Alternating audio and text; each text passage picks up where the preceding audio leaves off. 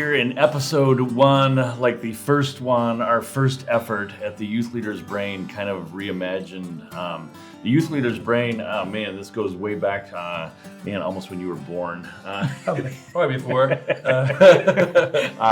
No, Scott and I, we were in a van. I was speaking at one of your retreats or something like that. And there were 3 or 4 of us together. And we started talking about what we could do to try to help youth leaders. We'd been doing it for a few years and then wanted to be able to share what we had learned. And so the Youth Leader's Brain has, hundreds and hundreds of pages of stuff. And it's kind of old. It's been around for a while. And we're trying to do some things here that just make it kind of different, maybe a little bit more accessible to you. So first of all, my name is Sam Brock. We've got Scott Olson here with us. Tell us a little bit of what you do, Scott. Well, now I work with International Baptist College and Seminary, and I'm recruiting and mentoring, and I just get to work with college students. Yeah. So this week he's here with us at our horsemanship camp, also preaching at our operations service. And then Craig Lawson, tell us a little bit of what you do. I am the summer camps director, so I plan everything during the summer. And then for church, I'm a youth leader at Life Point Baptist Church in Apple Valley. I've been doing that for about 3 years. And then before that, I was working with children in the children's program. And then back in Wisconsin, I even did some youth leading there. So I'm the director here at Ironwood and have worked with youth as a youth leader for 12 years. How many years did you put in? 15 years as a youth leader. Yeah. And then, 14 years here? Yep. Scott and I probably upwards now of 30 plus years in youth work of some kind. And so some of our ideas are older and then some of the ideas are younger. And so here's what we're doing. We're trying to do the top 10 games for a small youth group. You guys have any words before we get started, before we share our number 10 with how you tried to figure this out? Yeah, well, I'd first say that I was surprised on this, so I figured it out quickly. And but these are the things that, as you just think a little while, these are the things that you did a number of times. You pulled them out over and over again. So because it worked in many places, and for me, it's youth work, camp work, and now college work, working with singles, and then with adults at times. Mm-hmm. You know. Mm-hmm. Yeah, I just went off of what I've been doing with my current youth group. So their personality, just trying to find games that fit them. Not every youth group is the same. So the youth group I had in Wisconsin to this one is quite a bit different. But I kind of just tried to focus on the last 3 years of what do we do, what works, what do my teens enjoy. There's some games that I enjoy that my teens loathe. It's your top 10, but not theirs. Yeah, so they didn't make the list because we haven't done it with them, or it just didn't really go off well with them. So I kind of just put it in the aspect of the ministry I'm serving right now and what kind of works with them. Yeah. For me, this was tough because I went through a couple years where I had like 14 guys and 2 girls, so everything was active and all that. And then all of a sudden it flip-flopped, to 16 girls and 1 guy. And you're like, those games don't work anymore. And suddenly we're playing around a table a little more. And then for me, sometimes it's a game.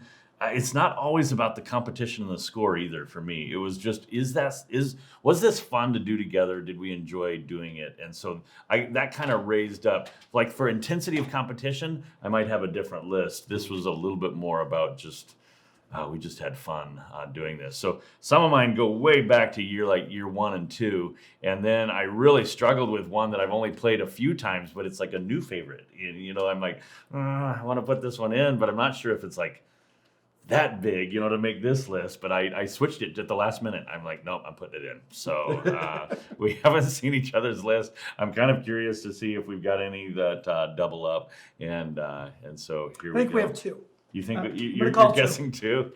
2. You and I will double up on 2. Okay, I'm guessing at least 3 or 4. Okay. You think your list is pretty unique? No. Okay. I think we've all worked together for a while. We've all shared a lot of ideas. Shared quite a bit. I think we'll share a number, a decent number. Okay. A number. You're He's just going to leave it at that. I'll be right. Because any number can be decent, right? Okay, so here we go. I'm going to start off with number 10. And number 10 is for me, this is a game that I played one time. It didn't play well the first time. Like the first time was clunky. We weren't very good at it. But when we brought it back, man, the teens just really got into it. It's a fun one for us. It's the game Concept. Have you guys played that one? The Concept. So I like this game because it can gear up. There's 4 different teams, and they are basically setting things on different pictures, different icons. And so when you set those on there, your team is trying to guess what it is, what the phrase is, or whatever. So we play a little bit different than the rules are. We let the person say, okay, this is we let the original team guess for about 30 seconds, and then everybody can guess for the 60 seconds after that. So it's like a 90-second round, and if nobody gets any points, then it just didn't work. But you split the one team up, so part of them are guessing, part of them are setting out the little things on what the icons would be. So, there's like black and white, there's rain and sun, there's colors, all kinds of stuff. Big old board that you've got to mark up. So for us, this can scale up to 16 really easy because you just put 4 players on each team, and it can actually get quite a bit bigger. But it is really fun with a group of 8 to 15 is a fun setup. So it's a board game that goes big. Yeah, it expands and contracts really nice. Like I like that flavor to it. It's probably what wasn't fun at the beginning was that we didn't know the icons very well. You know what I mean? Like we were just learning what was there. But once you got better at that, and then it was kind of, even when you failed, it was like, oh, we should have. I was trying to say this, and so it's like no drawing. You didn't know Pictionary. You're just pointing at stuff that they should get. Triple tap. Right. Yeah, you have like a big square that said that's the main point. There's like in that game, there's like 40 to 60 different comparisons. It's either this or this. So you have a lot to work with. Yeah, and even when you get it wrong, or the people will be like, "Oh, you should have used that one," and then you're like, "Ah, I should have done that." So it was cool. Okay, Scott, what do you got? What's your number 10? Mine would have to go with Mafia or Resistance. So social deduction game. Really, this one happened. I came here, you were talking about Mafia. You're like, you got to try this game. And you told me about it. And I'm like, doesn't make any sense. Doesn't sound fun at all. Some of these games don't sound fun in the beginning. I like Resistance because it gives a little bit more structure. But with Mafia, the beauty was we began to make our own storylines. And as we did it with the youth group, we would, I would find that this would begin to happen in a park and on a bus, and you could do it anywhere. And it really is that concept of this is the group and you're trying to figure out the other team. And so Mafia for us worked over and over again, and now there's just different ways to do the same thing. Yeah, Mafia, I mean, I like Mafia. The fun part for me is the storyline. So if you can get the storyline going, it's really fun. Do you play Mafia with your group? Oh, we love Mafia. So I play it a different way. So the bigger your group gets, the quicker you'll need to progress your game. Yeah. So with 25, if you're going above 15, you're eliminating more people, getting them out of the game per round so that your rounds go faster so that you can restart. So probably the biggest bummer in Mafia is I was almost always the first one to go. Townspeople didn't care about me even if I was a townsperson. And so then it became like it's like an hour and a half of just sitting there watching people play, and it got real boring. And so I don't like that aspect of the game.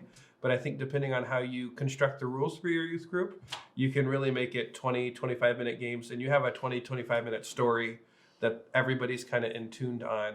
And even the people that are out are able to help with making story. Yeah.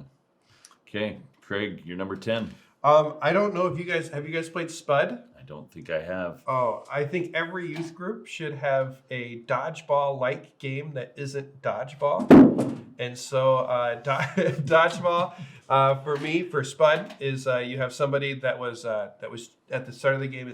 They're just chosen, and they have the ball. And what they do is they call someone's name, and they throw that ball as high up in the air, as far away as possible from that person, or they can pretty much just hand it to them. And then that person, once that person has that ball, they yell Spud, and everybody has to stop. And their goal is to hit a person, and then they would then become the person that has to choose and throw. You have 3 lives in essence, so if you get hit 3 times, you're out. And so I've never played a game of Spud where we actually eliminated everybody. It just becomes a game where you want to hit so and so, or I want to see if I can throw this playground ball 40 yards to hit somebody. The thrill of skill for some people. Has some really fun stab you in the back moments that youth groups all like. That's what makes memories. So Spud, a fun twist on dodgeball. I know a lot of groups play dodgeball, but Spud is my go-to for a dodgeball type game. Okay, number 9 for me is a game that would be played around a table, really easy. I'm not sure if anybody else will have it on their list, but it's Saboteur. And Saboteur, you can get this one on Amazon. But what I like about this game is it plays 3 to 9 really nicely. So it's one of the few games that goes down to 3, 4, 5 really good. Still plays out to 9. So the basic concept of Saboteur is that there are 3 different places that could have treasure, and you're a group of little gnomes or something like that trying to dig a tunnel to one of those 3 spots. So there's a hidden identity. If you're playing like with 5 or 6 of you, a couple of you are the kind of the saboteur, and you don't know who it is. That person's probably playing with you for a while, and then eventually it becomes obvious they're the saboteur. And so it's fairly quick. It has that Mafia Resistance kind of flavor where there's a hidden role, but it's pretty quick. You're trying to build this thing, like kind of a little story is being told as you make your way to it. It's supposed to play over 3 rounds, like the real game plays over 3 rounds. We just play 1 round, depending on time, maybe 2 at the most. But the reason I like it is because of the small group, where it's a fun game way down in the low numbers. So it was my put it in the backpack. If all of a sudden my group of 8 became a group of 3, this was the one I pulled out because it was really easy. Oh, I was going to play that game that needed a few more people, but now Saboteur works. I like Saboteur a lot. I like the fact that you thought they're on your team and they're like, oh, this is the only card I have. Yeah. I'm sorry I'm breaking this tunnel. You're like, sure. But at the same time, my struggle with Saboteur is the fact that the cards can get messed up easy. Yeah. And so I think when you propped it out. Yeah, I did. I made a little board, like a little piece of plywood that basically has, because they set the cards where they just have, and you have to go 7 high, but one little miss, and then all of a sudden your whole tunnel is all messed up, So we did make a little thing where it made it all easy because we ended up playing that one quite a bit. So. Okay, Scott, what do you got for number 9? Really, this is a new one to me. I'm collecting as I go, and around here at Ironwood, everybody's playing signs, and they're like, Mr. Scott, you got to jump in. And so it's a new one, but it's something I know I'll use. And it's really that simple. You come in, you form a circle. There's somebody in the middle. You choose a sign you can make with the hands. Probably one that you can pass pretty easy. Mine was a peace sign. It was really easy. It was, and so when you pass the sign, somebody else receives it and they confirm that they have it, and then they're looking to pass another sign. And so the guy's looking for the guy who has the sign at the time. And so getting in the middle, they get really good. They get kind of noisy. They're kind of faking you out. And I thought it was just a great, quick game that just spontaneously happens. And I find those things are neat to just let the spontaneity happen. So how does that in a youth group. How does that work? How does it start? Does the person in the middle closes their eyes? Okay. Yep. And then it's kind of like hot potato, but with a sign. With a sign. Yeah. And so So a sign like is keep away. So a sign really is sent, and a sign has to be accepted. So I might send Mr. Scott his sign. I still have that sign until Mr. Scott accepts it, and then now he has the potato when he accepts it, and then he's trying to send it to somebody else. So when he sends it to somebody else, is he sending his peace sign, or is he sending He's their sending sign? someone else's Yeah, sign. so maybe the pianist is. Yeah. So I have to do the pianist, and I get caught doing the pianist. You know. Okay, so everybody has their own. Everybody has sign. their own sign. Beard was one of my favorites. Mm-hmm. Young lady Okay. with the beard. I like awkward things. So like duck lips. People don't think duck lips is duck lips when you're doing it as a sign because it's just. And See, so I've never played this game. anything awkward I will do, and then also standing up is a fun little stand up, turn around, sit down. One of the greatest memories I have is playing a game with people that did. So big hard ones, like Oh, hard, yeah, like- hard to hide. It's a thrill of skill. It ends up being a game where if you pull it off, it's kind of just laugh at the person in the middle. How did you miss this? Right. So Oh, that's a good one. Like it. Okay, what do you got, Craig? my number 9 is Mafia style games. So I enjoy Mafia This is style. our first. Yeah, our first first one. First one. I enjoy Mafia style games. I enjoy storytelling, and I also enjoy the memories that are made by really being a traitor in the group. You had my trust. So Mr. Scott has Resistance down. That's a board game I think you can get for about $15.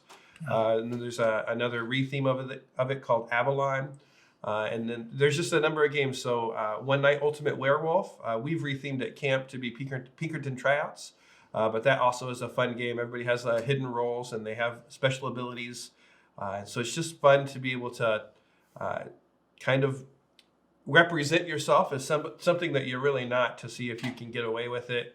And then most of those games are less than 10 minutes, except for like traditional Mafia that can go hours depending on your rule set. But most of them are about 10 to 20 minutes, and then you just reset and go over again. And the fun part about resetting and going over again is if you did stab them in the back, or if you did betray their trust in the game, the next game that stuff carries over. As much as it shouldn't, it carries over. And now there's people here that they won't trust me when they play Resistance because Because you played so well. And they just never trust him. He'll say everything logical, you just can't trust him. And that to me is the fun part of the game. So now I have to get them to, it's almost a bigger hill to climb. And so every time I continue to betray their trust in the game becomes more and more enjoyable for me. Not necessarily for them, but for me. So it's a fun memory game that has storytelling aspects. So anywhere I go recruiting, I'll bring one of those games, and typically it ends in yelling and good yelling. I can't believe you did this type of a moment. So I would add coup to that. Coup. Yeah, Coup is a keep going. bluffing style, change your role. Yeah, this brings up an interesting thing in games, a little side note right here. One of the reasons I like games is because it helps you get to know somebody. It helps you kind of develop that relationship with them. And so some of these games, like he's talking about betraying his trust, which is not a good, Not good at all. good thing that would happen. In the game, in the moment of that game where you're playing that, it's part of... it's like when you have an opponent in a game of basketball. Well, it's not like that person's the enemy, but they are. You're against them, but you're not really against them. So games have that thing where it just kind of brings out who a person is, and that's why I like it, because I spend all week without not being with the young people, and then we get together, and if I just keep on talking the whole time we're together, I'm not going to get to know them. This is actually what brings out who they are and lets them get to know me too when I play with them. So one of the reasons I like the games. Side note right there. Number 7 here. For me, this is a brand new game for me, Trophies. And this is the one that I was like, I don't know if I'm going to put this one in. But it's so simple. It's so easy.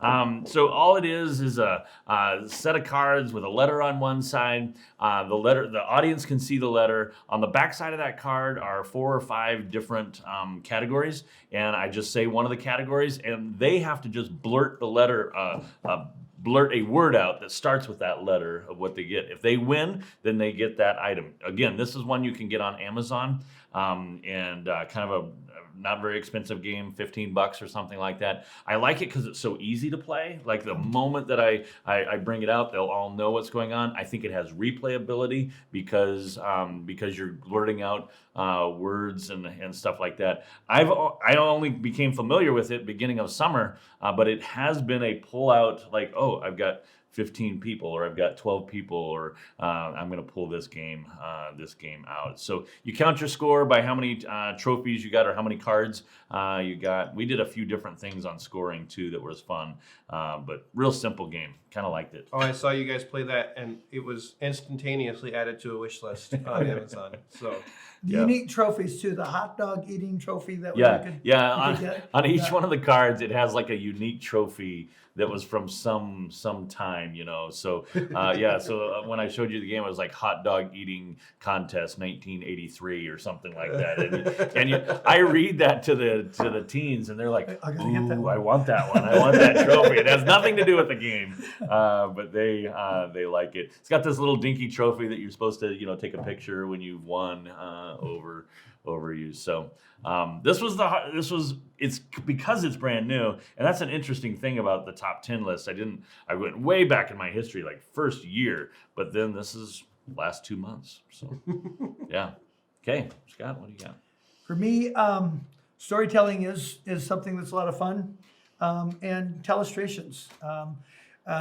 You can buy it as a box. You can get the big pack, and I have used it that way. But we've also just stapled paper together, and it really is draw a picture, interpret the picture, and then pass it on. It really is the Pictionary meets storytelling meets telephone, and it's a lot of fun. And again, you begin to really see the personality of your group, and some of the quiet ones come out on this one, and they get really funny. And so telestrations is a winner for me. I've only done the scoring of that game like once. Oh, who cares about scoring? Yeah, it's one of those games. It has a whole scoring system, like, oh, this is my book, and I choose that person to get a point for best drawing and that person for best guess. And really, what it comes down to is like, you guys ruined it. But that was really funny. Or, oh, I finally got one. I drew a basketball, and I got a basketball in the end, type of thing. So I like this one, too, because like the 7th grader and the 12th grader, like you almost want the person who's not going to do it as well in the mix, because that's part of what makes it fun. So nobody's trying to sabotage it, but one of your 7th graders usually... That stick figure just really didn't look like that. It's not helping me out at all. So I did a survey with our teens when we worked together, and Telestrations made their top 3 games of the year, and so they really liked the game as well. So, okay. I cheated. Did you cheat? Yeah, you keep lumping. Yeah. Lumping. I don't know, dice throwing stuff? Yeah, that's lumping.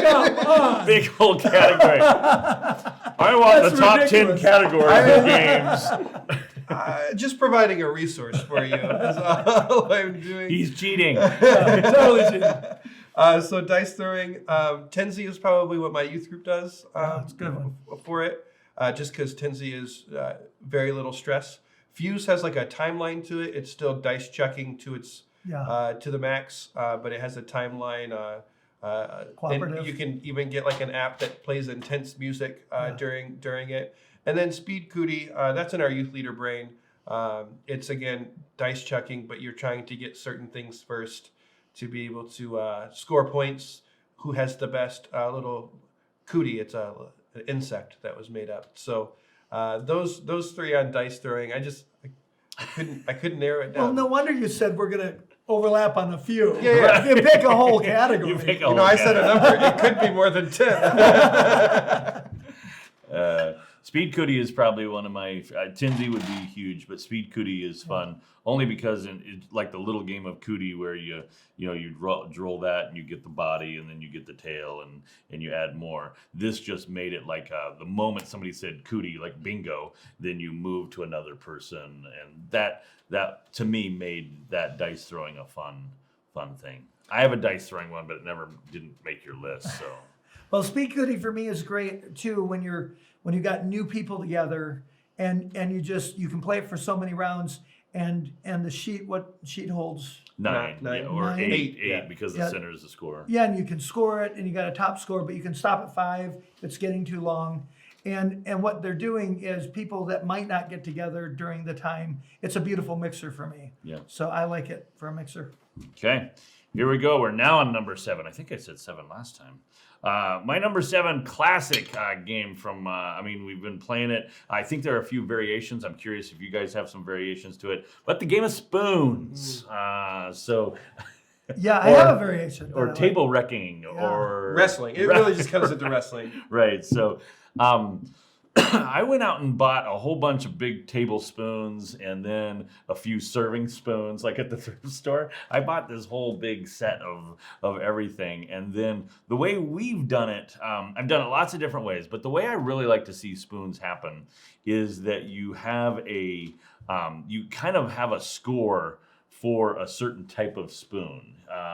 You know what I mean? So like if you take that one, that's like double points right there. And that little baby spoon, so the baby spoon might be double points and the big spoon might be half points. But that way you're not getting somebody out. And then I wouldn't get people out until the very end. But at the very end, we would get people out like 3 at a time. Not this little one. Oh, you know, so take 3 spoons? Right. Well, no, you would just narrow down the spoon count to where you're going to knock out 3 people. Mm-hmm. And then I never got down to 1. We would just get top 3.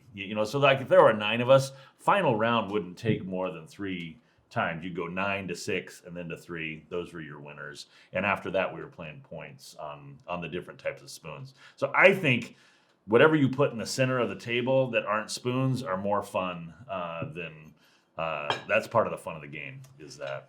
Well, yeah, and they have a lot of these games like Mafia. I never saw a paper that said this is how you do Mafia.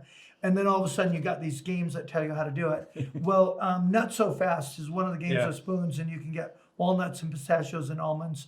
And then it's got different actions that you have to do at times. Mm-hmm. And so they've really ramped it up. But Yeah. I do love the fact that I can go to my drawer, grab some spoons, Yeah. grab a deck of cards, and I'm going. Yep. Summer staff were at my house last week, and they were asking for spoons. And I was like, what do you guys need spoons for? We don't have anything to eat with spoons. They're like, oh, we're going to play the game spoons. And I was like, oh, I didn't know people still played that game. So I do like Not So Fast, what Mr. Scott had said.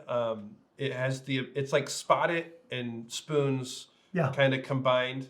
So if you haven't played Spot It, your 4-year-old can play. Look, he just added 2 more to mine. No, resources. Resource. We're very sharing. We're helping him out. Yeah. So Keeps going lumping. not so fast as In the spoons category.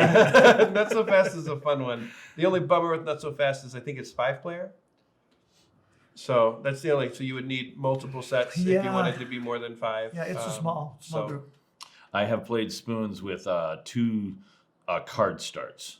Mm-hmm. So, like, if I have 10 people, I'll do number 1 person, number 5 person will be the start of the card, so that you don't have to wait so long, for all the way out to number 10. He's just looking at the center. So. Oh, that's good. With spoons, it really is just survival. With Not So Fast, it's actually scoring, and they have a really good way to score it. So I like that. Cool. Okay. Well, this is really old school. Old Faithful, it's kind of a group juggling type thing. We would get a ball, maybe a volleyball or a beach ball, and we would just count how high we could get with the group. And, these were the type of things that I would put in my bag when we were taking a trip. And if we were waiting for somebody to come back for some reason, you stop at Cayente and they have 1 bathroom and you're waiting a long time, this comes out. And so Old Faithful is one of those things that's a cooperative effort again. You're counting and you just keep going. So I really liked that dynamic, and it plays small and big. I've never heard of that game. There you go. I would have to look it up. You got a new one. I got to do it. Okay, what do you got? Oh, I have. I hate to lump, so I won't. I have Sculptionary. I have a toolbox of a variety of different things, and for about 2 years, Play-Doh it kind of had to be in there, and so when teens play with Play-Doh, it becomes amusing, and so then put a goal behind the Play-Doh, and we don't even keep scores. Kind of like, all right, you have 2 minutes to sculpt whatever you think a lion would be, and you'd have somebody that only makes a mane in those 2 minutes, and then you have somebody that makes something that looks more like an elephant than a lion, and it's kind of just a fun. So is everybody sculpting? Oh yeah, everybody gets a Play-Doh thing. Everybody's sculpting. So you can play it different, but we just I want to see everybody's artistic ability or the lack thereof. Yeah. And so You just like to laugh at participates. them. Oh, I get laughed at too. Some of the things that I do. So it's just to be able to have fun together, experience. We kind of like look back. Oh, whose is the best? And we might do points at some point, but really it just turns into everybody sculpting and having fun together. How did you figure out what they were sculpting? Did you just come up with stuff on your own? Yeah. So anything from like a Pictionary list, like Pictionary cards, and I would just grab one and say, oh, let's sculpt, the pyramids, like 3 pyramids, and you'd get some interesting pyramids that look like squares. It's kind of just a Pictionary list that we would sculpt instead of draw. Yeah, very cool. Abraham Lincoln, one of my favorite sculpting ones. Really? Yeah, Abraham Lincoln. Yeah. Really good. Pancake. That's what. Yeah. Okay. This one, I don't see this one out there very much, but we played it quite a bit. A little game called Jenkems Up, Jenkems Down. And let me explain what's going on here. It's basically a game of keep away. This fits in the small group category because if you have a table that half your group can get on one side, half the group on the other. Now, it could be 2 8-foot tables, so you had 8 people on both sides. But basically what happens is that you start off with just a quarter, and they're holding it under the table. And so the one team on one side is watching the other team.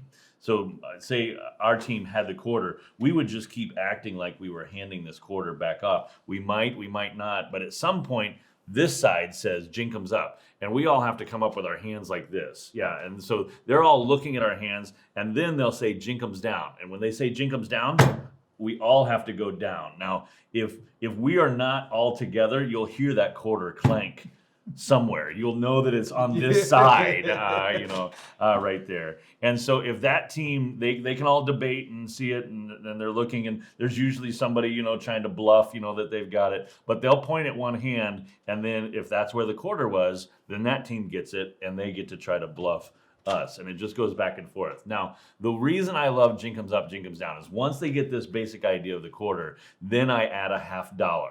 And then I add a silver dollar. So now they have 3 coins under here, and they have 8 hands. There's 8 hands going up in the air, and so that team has a much more likely chance of catching one of them along the way. They can try to put everything in one hand if they want, but then as they get better at that, and it's kind of going back and forth, then I start adding things that are really hard.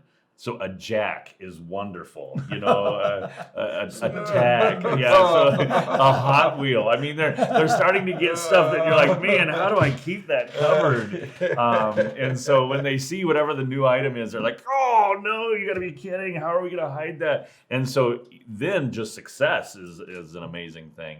So the items that you're doing, it's just keep away. It's at the table. But it's really a fun. The bluff that goes on over here, some of your kids get better at the whole drop, pick up, but it's already, handing it off. It does drop. Yeah, it does drop. And it's a fun game. I have, again, sometimes I'll put a tablecloth down, then I'll rip the tablecloth off, you don't get that easy. Things. So over the years, Jenkems Up, Jenkems Down, I don't see it anywhere else. I don't even know if you could look it up and see that, but we've played it a long time. So. Kickstarter. Yeah. There you go. Just a junk drawer box. That's right. That's exactly right. Okay, I'll take that. Even a dollar bill. I mean, anything that's just hard to. So. I forgot about that. I played that many times when we did youth group together, and yeah, that's a winner, and I wrote it down because we're going to play it again. That's good. Number 6 for me is Just One, newer game that's come out in a box form. You got these little trays that are you write with the dry erase markers, and I just love the fact that everybody's trying to score together, and they're trying to give you a word that will lead that guesser to the word. But if they give the same word, you knock it out. So when 2 or 3 of your people have the same word, now you're down to 1 or 2 words to guess, and it gets a little crazy. And it plays 7 or 8 really easy And people can come in if you're at 5, you're just like, hey, join us. And Yeah. they're like, no. And you're like, no. It really helps if you join us, And I just love how quickly it plays. Hour and a half, and we just keep playing it. It just keeps going. This one is surprising to me. The box looks horrible. Like I hate the box. It's Never played it because of the box. Yeah. But when you actually play it, the cooperative aspect of it, I really like it because it's not dependent on any one person. So some people don't like games because of the strategy, and I've got to pay attention to something that's going on. This one, like a player that's not really good, kind of, that's okay. Like that's all right. So we would start to have some people go, I'm going simple. I'm doing the obvious one. right, But which rarely is. it really is. It's like, you thought that was the obvious word? This is a good one. This one, again, did I mention Amazon? It would be on Amazon. You could see reviews on Just One. And I forgot about that. You had mentioned it yesterday, and I'm like, ooh, I should have put that on my I think list. Walmart sells it now. Oh, do they really? I believe so. Yeah, it's good. And you can make up your own, you could make up your own little tile things too once you understood. So we actually did Just One as with a group of 24, and we did 3 groups of 8, and they just competed against each other to see who got the most High score. number. Yeah, the highest score. So that game can actually scale up, I think, to really big, just by just using tiles like this. Okay, what do you got? My number 6 is Empire. Fun one for us. Have you guys played Empire? I have a different name for it. You do. Old school name would be completely different. Okay, so Same game. Empire is everybody has a kind of an empire name or a business name, or really it comes down to whatever. I have my kids do 2 words, so Banana Fosters, or just 2 random words that don't necessarily make any sense. Similar to like Four on a Couch when you make up names for Four on a Couch. So I just read off a lot of the names. I add a red herring, so they need to remember the names. And in essence, it's just a guessing game. Mr. Scott, are you? I don't know. William Shakespeare? And no, I'm not. And then he guesses. And what you're trying to do is you're trying to build the greatest empire by being correct on what people have said their name was. So most often it gets down to 2 groups and they can't remember the name. When like 6 groups are left, I don't read the names off anymore. So it ends up being more of a memory game than really anything else. But my youth group loves it. It's chill, sitting around in a circle and just asking people, who are you? And we have some red herrings that are there every time. So one of our youth leaders, his name is almost always a red herring. But about every 6 times we play, one of the kids will choose it as their name. Yeah. And so it ends up being like a history game. It kind of fits for us. I know it is Who Am I? And we say pick something at Home Depot or something at Ironwood. And it's such an effective game in such diverse groups that we took it to Trinidad. And it works even in Trinidad really well.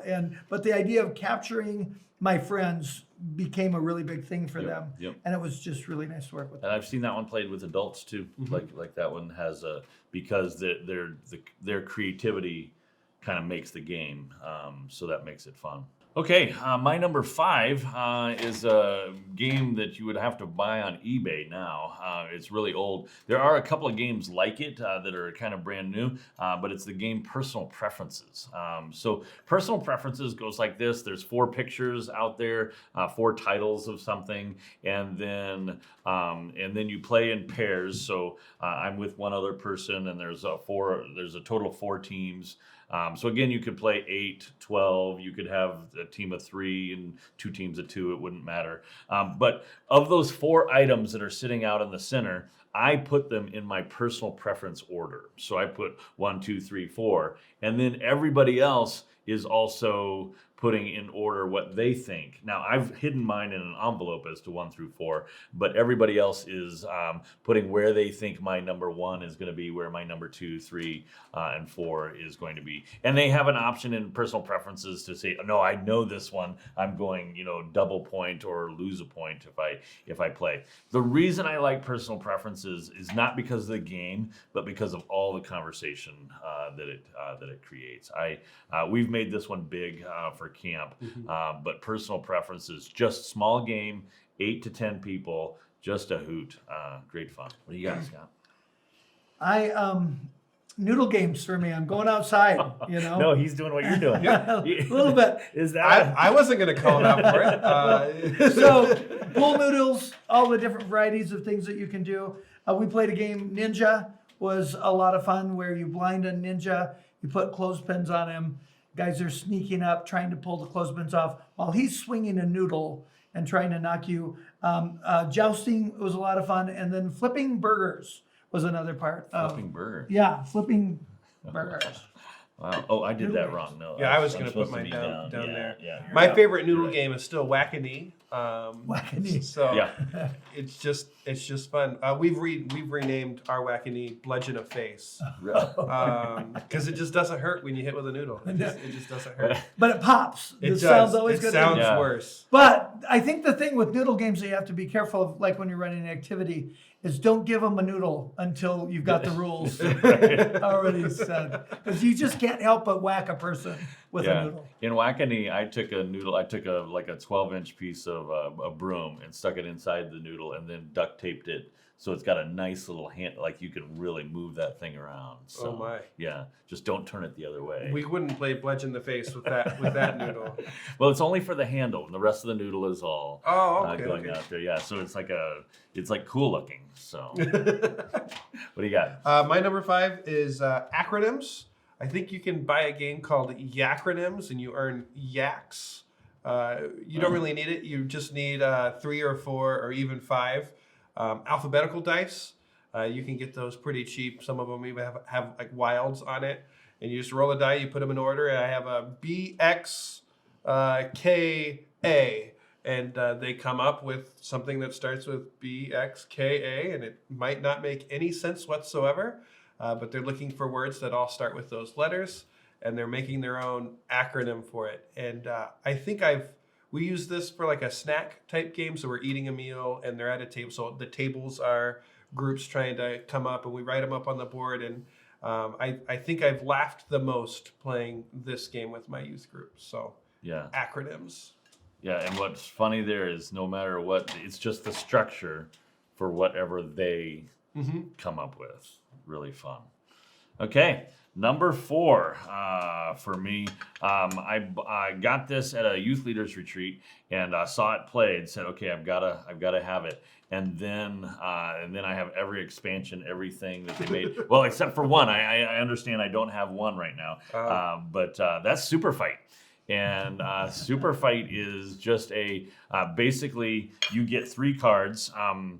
So you get 3 of these cards and it's 3 characters. You pick the one you want. Then you get 3 more cards and they are kind of abilities that this character has. And then there's just one off the top of the deck that you have to play. So your character has 2 other characteristics with it. And in Super Fight, you are fighting another character, somebody else that has a character plus 2 abilities. What's fun for this one to me is that you can do the fight all different ways. So sometimes I'll take somebody on in the youth group. Sometimes it's 2-on-2 and we're fighting the same character. But 2 or 3 of us are thinking for the same character. The audience can determine the winner of this one. There's another game called Versus that is like that. It's this person versus that one. But Super Fight, some of the expansion decks have things like where you're fighting. And it's not just a fight, but it's actually a game of ping pong. So it kind of changes everything up on you. But I like this one. This one, probably for junior hires, they love the debate that happens from Super Fight. So, Like it. I enjoy that one. it's a fun one. Thanks, Rosemary, for telling us about that one. She is the one. She is the one that got us going on that. My real regret was going to a Goodwill, and the guy had it in his hand, and he had just picked up a Super Fight box, and I was like, I missed it. The core box. You're I'm still looking for Super Fight at a Goodwill. Speedcootie for me, we talked about that, but our again, our second one, right? the ability to use it in a number of different places and how quick it comes out of my backpack. We'll have to put the a place where you can get that, a link to where you can get the score sheet, because I think we have it online. But the Speedcootie, then you just print that and you can play it. We've also made up our own Cootie. Yeah, that's absolutely. fun too. So, okay. My number 4 is Whitson Wagers. It's really fun to see how bad guessers are in your youth group. So it just starts with a question, and the person that has the answer writes down the answer, and then everybody gives what they think that would be. So how old was Abraham Lincoln when he died? 53 and 72, and you just get guesses. Or some people actually know the answer, and if they get the answer correct, they would get extra points and things like that. But really, you reveal all the answers, and then so if it was us 3 playing, we would each have 3 different answers out there. One would be the right answer, and if I guess the right answer, I get points. But then if somebody guesses my answer, I get points. So they were wrong, but they guessed my answer. I was close enough. So it has all sorts of different things. How many moons are around Jupiter, or how many popsicles fit in a garbage truck? Dimples on a golf ball. Dimples on a golf ball. And so it's a very much a number game, but it's a guessing game, and you're just trying to get close for it. So enjoy this one. And I like that better than Balderdash, where you have to come up with so much. Like this, you just have to come up with. I brought my copy. Oh, look at you! So nothing huge, but that's what it looks like. And I think people, I know I enjoy it. Yeah. So very nice. Find that one at Goodwill. Yeah. Well, at the right Goodwill. Right. Not every right. town has good Goodwill. That's true. So. But every Goodwill has Trivial Pursuit. That's true. Leave that one right on the rack. On to top 3, and we have only had 2 that we have been identical on. This one is, for me, a little bit like your signs that pass off. We called it electricity years ago, back in the 80s. But electricity, though, was just everybody was holding hands on one side in a big circle, person in the middle. So I would say, I'm sending a message to, and it can be right next to me, it could be that person, and the person in the middle has to see the squeeze. So it would be the squeeze that once you felt the squeeze, you would send it on, make its way. So it's kind of like the wave, at the stadium, where when that person's looking that way, all of a sudden you see this squeeze, squeeze, squeeze, squeeze, squeeze, and then that person has got it, and then they send it. And so sometimes you're sending that thing really fast, and sometimes that guy's right on, like he knows it's right there, and he's waiting, so you're just barely squeezing to try to get it. And then if he catches you, then that guy's in the middle, and how do they know who you're sending it to? So you just tell them. So the person who was in the center, they found the person. They now get back in the circle, and so they will say, "I'm sending a message to the cameraman," and so that would squeeze, and then you would squeeze the next one, and as soon as he felt a squeeze from either side, he would be like, "Got it," and then he would send it to somebody else, and so. But you know it's coming, but it can go either way. Yep, can go either way. And the moment that person turns, probably the funny parts on this one is the moment that person turns away, you'll just see massive squeezes. You'll be like, and he'll turn around real fast, trying to catch it. But if he catches it, the person who was squeezing is now the person in the center. So. Yeah, we played it a bunch. Maybe not it came for COVID. But. Probably. It worked in the 80s, though. Cowtime relay worked in the 80s, too. We don't need that anymore. Okay, number 3 for you, Scott. For me, Codenames is just, when it comes to group games, talking about, where you put the cards out there and people are trying to share that with their group and they're guessing. What I like about it goes small or big. You can do it with 5 people, and the amazing way that you can stack and you can say just a word, and your buddy gets it, 5, and then you give a word, and so you're trying to. The key to it is with your clue, you're trying to get a number of things, and that's the only way you're going to win the game is if you can stack. One time, that's the easy one to give a clue to, but a 5 would be like, Yeah. And this game plays fun because it can be played simple, where you really try to get, like you were saying, you're trying to get several out so that the guy who's really into it enjoys it, and the guy who's not much into it, he enjoys it too. yeah. My number 3 is really bad art. It's in essence, you have 5 seconds to know what you're drawing and drawing it. So it evens 5 seconds. five seconds, and then they have to guess what it was, and so it evens the playing field on artistic ability. It actually puts the people who like drawing, enjoy drawing, or are good at drawing. It puts them actually under because they want to spend the time to draw an actual pigtail on something.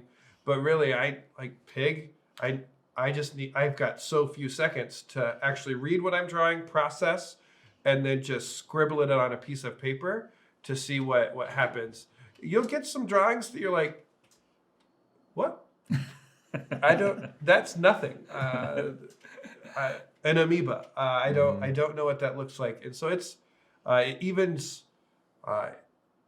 the playing field, has fun memories because somebody randomly guessed or understood what you were drawing, and it's just really quick games. There's a scoring system and things like that, but we just like laughing at people's pictures. So really bad art.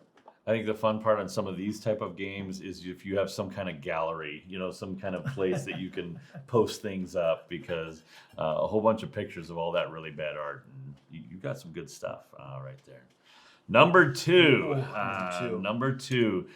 for me. This is one of those speed games that I never win. May fit in the dice chucking contest part, but it's 1 to 50, and I'm surprised it's not on anybody's list. But 1 to 50 for me is just it's a dice and a pen, and everybody has a piece of paper. I roll the die. You pick the number. Let's say it's number 1. If I roll a 1, then I can start writing with that pen 1 to 50. 1, 2, 3, 4, as fast as I can. The next person, they roll the die. If it's a 2 through 6, they can do nothing. It rolls around as fast as they can. The next person who rolls a 1 steals my pen and starts writing 1 to 50 as fast as they can. And so it's this speed thing that's going around. As soon as the pen was stolen from me, as soon as somebody gets to 50, they yell out 50 and game over. So this one's where you don't roll a 1 for several times and you're like, no, this guy's gonna get it. What? No! And then you'll get people like at 46, and then we have at the end, you've got to be able to legibly read. That's like the test, like if that's a winning card, is that I actually have to see every number, and if they don't, we keep on going. That person's out. So this one is a fun, and if you get much over, say 6 or 7, you just need 2 pins, 2 dice, and the same thing. It's just wrapping its way around. We've played that as a circle game, and we just put a stool, and everybody has a clipboard or they have a piece of paper. So when they roll it, they run in, and the pen stays in the middle. Center. And so you push the person away or rip it out of their hand, and then you're at the stool writing. And so it gives, so if it's been 8 people, I don't have, I actually have to run in, who has that pen? Instead, it's just the middle. I have it, push you out of the way from that stool, and just keep going. I really do enjoy that game, though. The pen interactions, flying all over, grabbing. And I like it when there's a couple of pins in a circle, because you're picking, they're closer. So I'm going to grab this one. Yeah. Not because they're closer to you, they're closer to winning. Closer to winning. Yep. And everybody's saying, you got to get his pin. He's 32, 33, 34. Get it. So it's the play-by-play is really fun. So, Scott, what do you got? Number 2. For me, this was really unique to our youth group because we did Bible Memory Challenge. And one of the things that we did in our youth group is a number of our kids were part of Scripture Scholarship. So we would, to earn camp, we would memorize books of the Bible. And so when you have that, all of a sudden we just memorize James, and so somebody's like James 1:1, and then James 1:2, and you just get a run going. And it really is a challenge. It's an elimination game. You have to have the verse and the reference and say it. And we would go 30, 40 minutes before we'd run out. But at certain points we were like, okay, now you don't have to have the reference, but you still have to have the verse right. And so that was in a van, in a bus.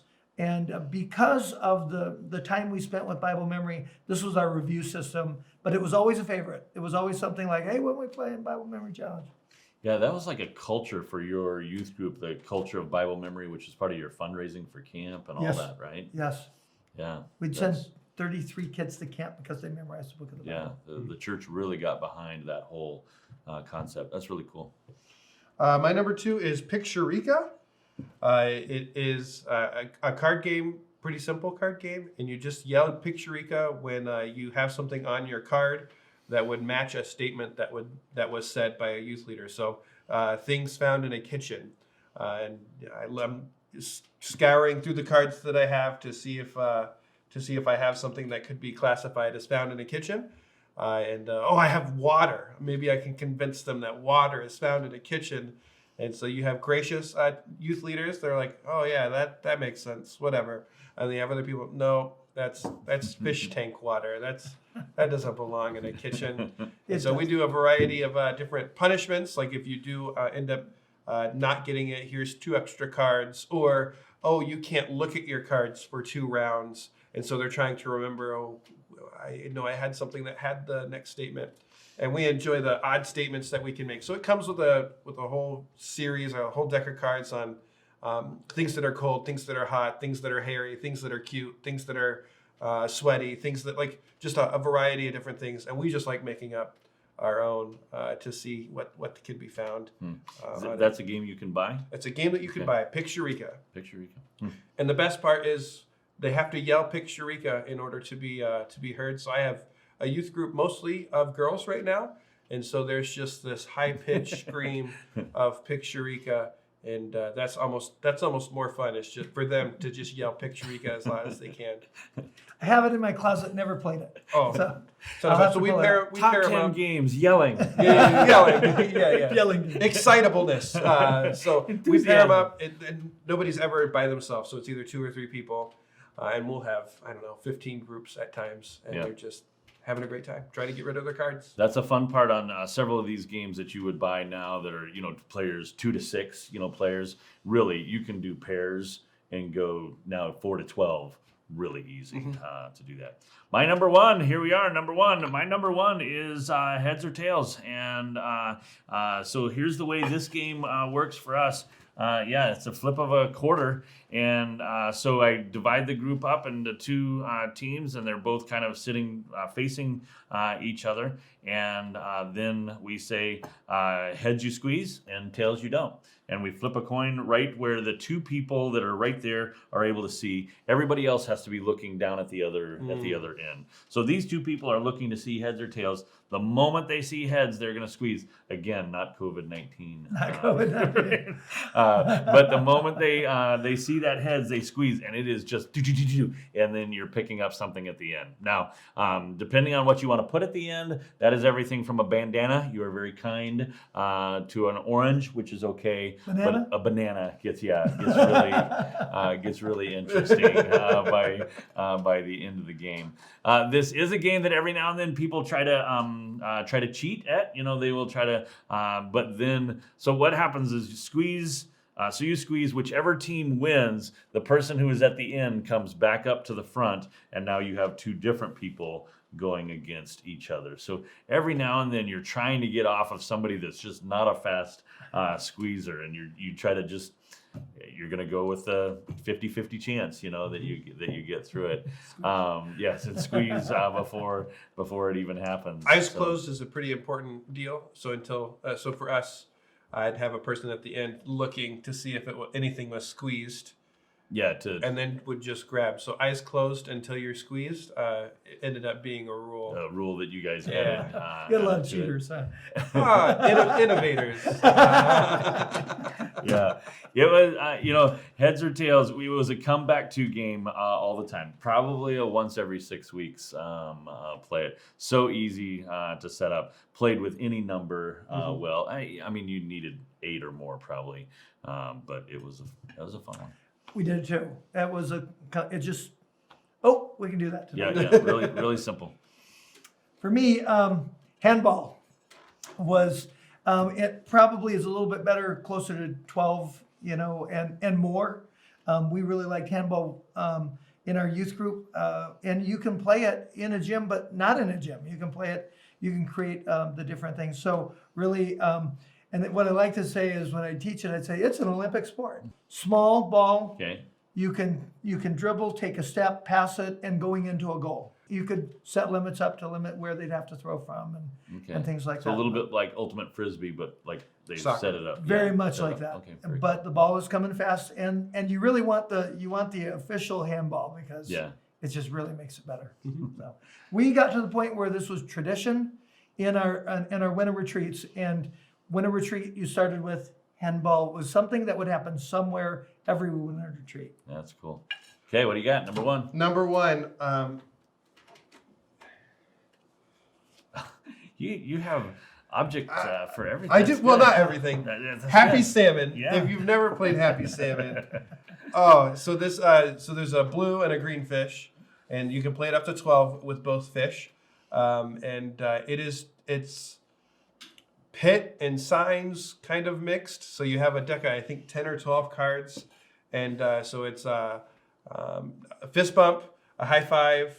A switcheroo, which is you're switching places with somebody around the table, and then something called a happy salmon, which is a unique handshake. You stick your hand out, they stick their hand out, and you do like The happy salmon. the happy salmon. And so the first person to get rid of all of their cards, they yell happy salmon, and they grab the fish bag that's in the middle of the table. I have had some of my quietest girls in youth group scream, yell, be the most, have the most volume in the game, and having just a blast. So I would have, when I first introduced it to my youth group, I would have had, I don't know, 4 girls. We'll just watch. And then we applied some healthy peer pressure for them. And then they would not play. And they would be asking after church on a Sunday morning, did you bring Happy Salmon? We'd like to play in classroom 1. Is that... Did you bring it? Did you bring it? And they would want me to bring it every week so they could just play. We have a ton of fun with this one. We got a little too big to continue to play it unless we wanted to do multiple groups. But up to 12 people, and it's a really loud game. So make sure it's away from somewhere that needs to be quiet. Youth leaders played this well too. I mean, not just kids. Oh yeah. So happy salmon, blue and green fish, and it's just an enjoyable game. Yeah, and this one's fun because some of what we have here takes a really good physical ability. Some of it takes a really good mind, able to talk and that sort of thing.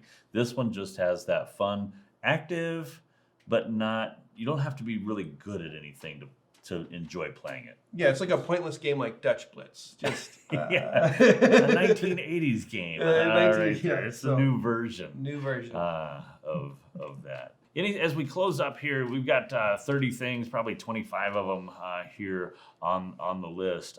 Anything that you guys would bring out of these or that would help people run a game, that sort of thing? I would probably start off with just I found with a lot of these games that when I first saw it, I didn't always know if it was going to work. Like you list some of these and you're like, now how is that fun? Like how is that going to work? Yeah. But I really found when I mixed a little bit of structure, a couple of rules, maybe a couple of points with people, they're the ones who made it fun. So I just had to be willing to just go ahead and try it. And so I would say at least 4 or 5 of these. The first time I would have been introducing it, I would have been like, I don't know how this is going to go, And then I was surprised. It's probably not as much the game, maybe as the group that I had that really made the game fun. Well, and each group's a little bit different. What's the favorite of one group doesn't fly in the other group. I think the practice round is an important thing. Here we're going to practice once. Let's just work through this one. Yeah, that lets everybody just kind of it's not serious. It's not really, that's a new rule. It didn't mess me up with that. So. And you usually hear, oh, I get it now. Yeah. So, oh, I get it. Yeah. I like practice rounds that allow people to watch. So you'll have a few kids in your youth group that want to participate, and they're fine doing the practice round and being the this is what you don't do. But a number of kids are like, I'll watch for 20 minutes before I jump in and play. So being okay with, hey, I'm just going to test this through quickly with 3 or 4, or just with the youth leaders, and we're all set to go on it. We know how to play, and then have them ask questions, and then just jump in. Guys, we're just having fun. This doesn't actually mean much besides we're having fun together. making memories. So Substitution's always good. Hey, I need to get a drink. Would you take my place? Take my place. Yep. And then pairing people up to make one, I think is still a good thing. If I have somebody who's really struggling, I'll say, okay, the two of you are acting as one, and they put mind together, and that's a cool thing. They might not be quiet when they're talking to each other about what they're going to do, but that's all part of the fun. So I hope that one of these ideas that you could add, and you may get a few of them. I know myself, I've already been like, I need to add a couple things to my wish list, and and I might try a couple of these after hearing what the guy said. So I hope this is a help to your youth group.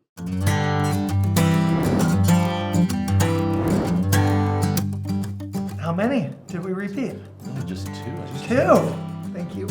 all right, I got a number. I almost did a celebration, but I wasn't sure I was little right. happy dance. Or Yeah, anything. I almost did.